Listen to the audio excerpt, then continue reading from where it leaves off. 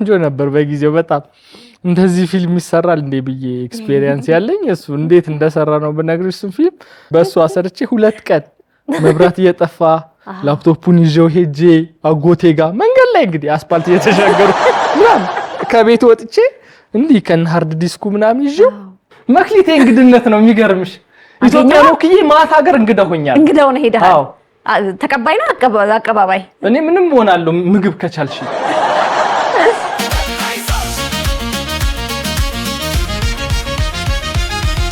ሰላም ውድ የአባይ ቴሌቪዥን ቤተሰቦች እንዴት አላችሁ? ሳምንታችሁ እንዴት አለፈ? ይህ የሰከላ ሾው ወደ እናንተ የሚደርስበት ሰዓት ነው። አብራችሁን እንድትሆኑ በአክብሮት በፍቅር በክብር እጋብዛለሁ። ምንድነው እዚህ ቤት እየሆነ ያለው? ምንድነው እዚህ ቤት እየሆነ ያለው? ምን ሆነ? ሰው ስራ መስራት አይችልም እንዴ? በኤዲተርነት ስራ ወጣችሁ መጥቼ ልወዳደር ስል ቀኑ አልፏል። ምን ማለት ነው ቀኑ አልፏል? አንተ ቀድመህ አትመጣም ነበር? እሺ ካሜራማን አትፈልጉም? እሱም ወጥቶ ነበር። ያሉትስ ነው ያልሽው? አዎ ያሉትም እንዳሉ ናቸው። አባሯቸው እንዴ ማለት አክብሯቸው ማለት ወጥ ቤትስ አትፈልጉም? ጭራሽ ባጣ ወጥ ቤት በጣም ነው የምችለው የሚገርምሽ። እኔ የወለድኩት ወጥ ቤት ውስጥ ነው። በዛ ላይ እኔ በሁለት ወሬ ማለት ነው በጻነቴ ወጥ ጨው ያለውና የሌለው ወጥ ላይ ያለው በጨቅላነት በሁለት ወሬ እና ብትቀጥሩኝ አታፍሩብኝም። ብዙ ነገር ነው እያየው ያለው ፈልገህ የመጣኸው 2-3 ነገር ነበር። ምንም የማችለው ነገር የለም። የምትችለው ነገር በርከት ያለ ይመስለኛል። የሆነ ተሰጥቶ ይታየኛል። አንድ ቦታ ነበረኝ ደስ ይለኛል እገባ ቀጣሪ የትም ቢሆን እንግዳ መሆን ትችላለህ።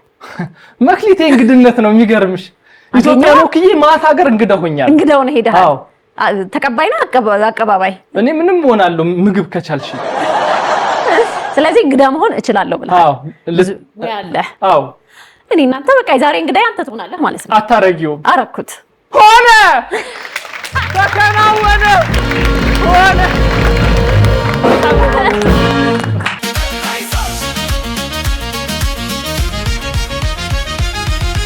እሺ እንግዲህ ሆኗል ተከናውኗል በተባለው መሰረት ቴዎድሮስ ሸዋንግዛው ቴዲ ሸዋ በሚል ስም በርካቶች ያውቁታል። አጫጭር ቀልዶች ለአሁን ዘመኑ እንደፈለገው በርካታ ነገሮችን ይሰራል።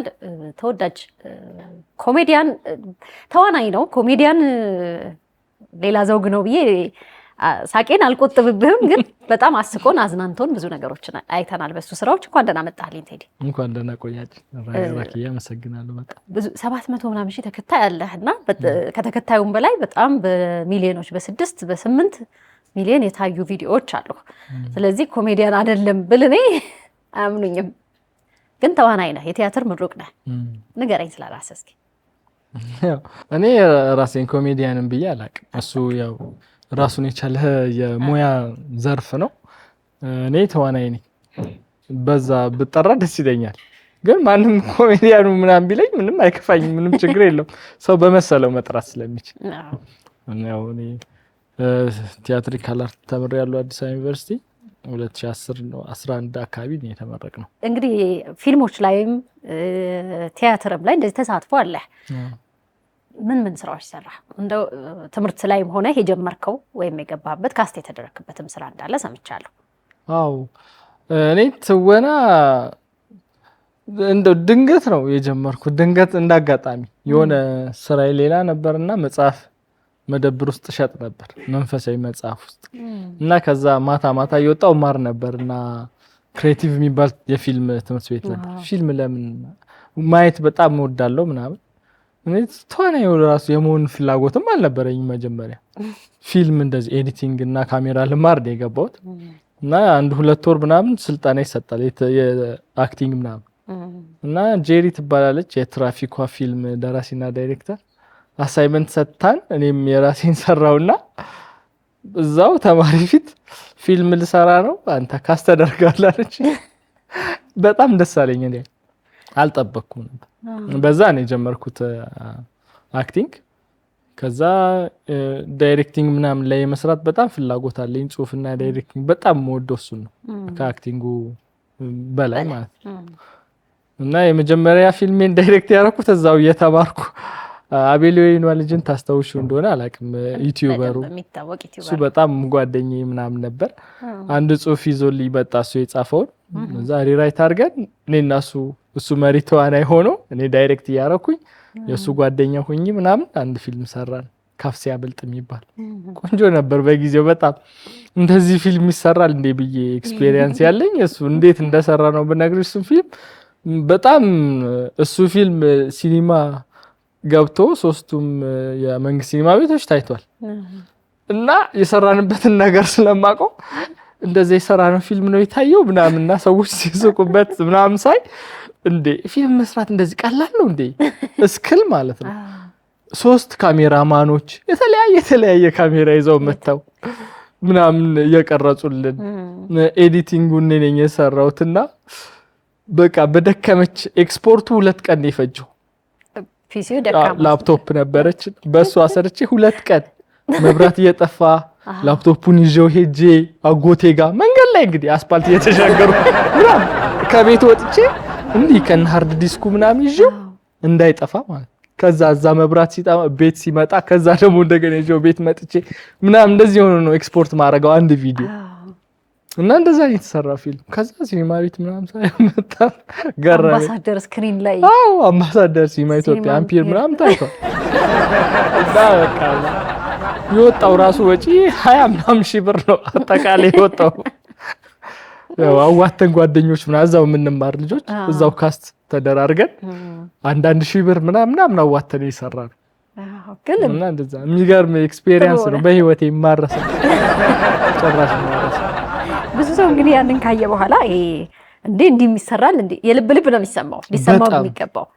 አንተ ግን ከዛ በኋላ እሱ ነገር የተሰማ አልመሰለኝም አልደፈርከው አክብረኸው ምንድነው ትላልቅ ተዋናይ እኛውን እርስ በርስ ስለሆነን ተሰዳድበንም አንተ ሂድ ከዚህ ከዛ ምናምን ተባብለን የሰራነው ፊልሙን ግን ሌላ ሰው ደግሞ ካስት ስታርጊ ታዋቂ ሰው ምናምን ሀስሉ እንዴት እንደሚጨምር ካሜራም ምናምን በጣም ብዙ አንድ ፊልም ከዛ በኋላ ፕሮዲዩስ አድርጌያለሁ ፍላሎት የሚባል ፊልም እንዳጋጣሚ ሆኖ በጣም እና ሸዊት ከበደ ቲጂ ነፍቄ ምናምን ማለት በነፃ ነው የሰሩልኝ ክላስ ውስጥ ተዋውቀን በህይወቴ እድሜ ልክ ማረሳቸው ማለት ሰው አንዳንዴ ከመሬት ተነስቶ ውለታ ሲውልልሽና ለምሳሌ ታውቀሽ ምናምን ማንንም ማውቆሽ ማንንም ምንም ነገር ቢያደርግልሽ የሆነ በስራዬ ስላከበረኝ ምናምን ስለወደደኝ ትያለሽ እኔ ዩኒቨርሲቲ ክላስ ውስጥ ነው ማቃቸው ፍቄ ደግሞ አስተማሪ ነበር አቢሲኒያ እና አስተይቃቸው በነሳ በራሳቸው መኪና ለቡ ድረስ ምናምን በጣም ረጅም ርቀት በእውነት እኔ ማለት ውለታቸውን ልመልስ አልችልም በጣም የሚገርም መልካምነት አይቻለው በእነሱና ለኔ ሌሰን ነው ለማንም መልካም መሆን እንዳለብኝ በጣም ትልቅ ትምህርት የሰጡኝ እነሱ ናቸው በቃ ስክሪፕቱን አይተው እንስራው ነው ያልኝ እውነት ነው ልትከፍል ብትችል አትችላቸውም ታዋቂ ናቸው ጥሩ ዋጋ የሚሰጣቸው ናቸውና ተባብረው ይሄን እውነት የሚመሰገኑ ናቸው በጣም ጽሁፍና ዳይሬክቲንጉን ይበልጥ ወደዋለሁ ብለኛል የመጀመሪያ ጽሁፍ የትኛው ነው ይሄ በቃ ፍላሎት የሚለው ነው እሱን ነው የሰራሁት እሱ ላይ ፕሮዲዩሲንግ ላይም አለው ኤዲት ያደረኩት ትወናለሁ በቃ ሁለገብ ትክክለኛ እንግዳ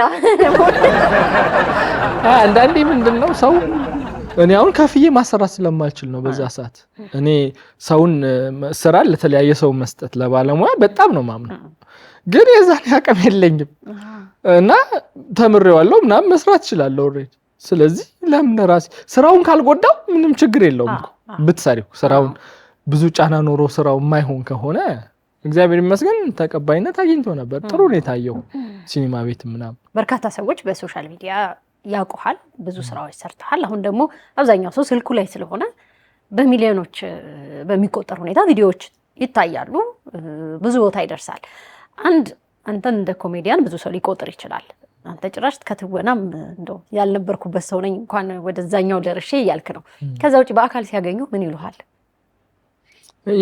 የመጀመሪያው ቁመቴ ረጅም ነው የሚመስላቸው እንደዚህ አጭር ነው እንዴ? በተለይ ትላልቅ ሰዎች ትልቅ ሰው ነው የሚመስላቸው እንደዚህ ረጅም ነው። በአቀራረጽ ነው የሚሸውደን ማለት ነው። እና በጣም ረጅም እንደሆንኩ ነው የሚያውቁት ብዙ ሰዎች፣ ግን አጭር ነኝ በጣም እንደድል ሆኖ ሁላችንም ነን። እኔንም ተብዬ አውቃለሁ። ልክ ነው። ቀረጻ ላይ ያው ቴክኒክ ስላለው ረዘም አርዝሙኝ ብሎ ሳይሆን እሺ እንደው በቃ የግል ህይወትህ ላይ ተጫዋችነት ወይ ኮሜዲያንነቱ ተዋናይ ነህ፣ ግን ብዙ ስራ ሰው ባየልህ ነው ሰው የሚወስድህ። ሁሌም እንደዛ አይጠብቅህም? አይ እንዳንቺ ነው። እኔ አሁን መሳቅ መጫወት ባለብኝ ቦታ ላይ ልጫወት እችላለሁ። ደግሞ የሆነ ሲሪየስ መሆን ያለበት ቦታ አለ። እንደ ሁኔታው ነው የምትሆኝ። ዝም ብለሽ የትም ቦታ መቼስ አትገለፍጪም። የማይሆን ቀልዳ ቀልጅም ምናምን አለው ቦታ ሁሉም ነገር። እንደዛ ብዬ አምናለሁ። እኔ እንደዛ አይነት ሰው ነኝ። እኔ ትወና ምንም ፍላጎት የለህም ነበር ማለት እንግዲህ ምናልባት ልጅ ሆነህ ትምህርት ቤት እንደዚህ ብዙ ሰው እየሞከረ እንደሚመጣው ክበባት ላይ ምናምን ተሳትፎ አልነበረህም ማለት?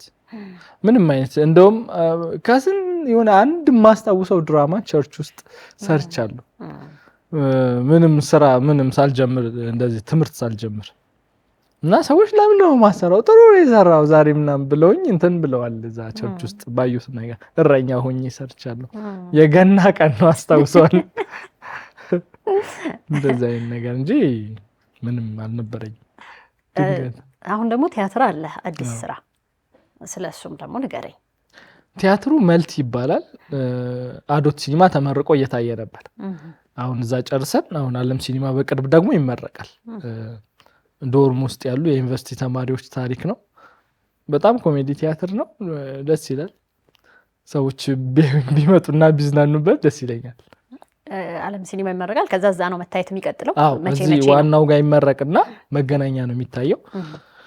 በቅርብ ከሳምንት በኋላ ምናምን እንጀምራለን ብዬ አስባለሁ። ያው ኤግዛክትሊ ቀኑን አላወኩም። ለዛ ነው። በጣም አመሰግናለሁ። ለቃለ መጠይቅ እንግዲህ ላሳውቅለት እኔ ምን ሰርቼ ነው ብሎ ነው በግድ ግን ደስ ብሎኛል። ቢያንስ እንደመተዋወቂያ የምናየው ጨዋታ ፈጣሪው መልእክት ያላቸው ሀሳቦችም ጠንከር ያሉ ነገሮችም ታስተላልፋለህና ያንን ሰው ደግሞ እንደዚህ ቁጭ ብዬ አውርቼዋለሁ። እኔ ይኸው እንግዳ ሆኗል። ምን ሆኗል?